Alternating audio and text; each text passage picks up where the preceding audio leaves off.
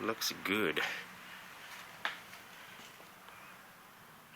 A lot smaller than the other one.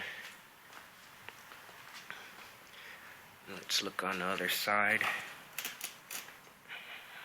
There it is.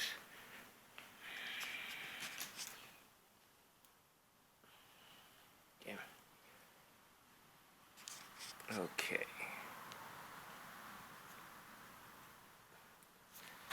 Let's see if we can turn on the bike real quick.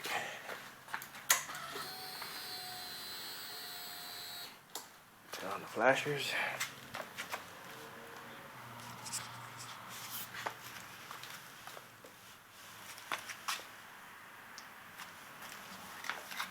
I didn't want the white ones because the white ones aren't DOT spec.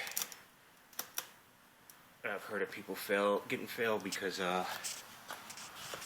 whites aren't within spec. The only thing I don't like about the LEDs, the ones on the front, is that they're not as bright as the stockers. The stockers do have a bit more surface area, and it looks like the bulb might be running higher wattage. Throws out a ton of light. I can see it in my peripheral vision when I'm riding at night. But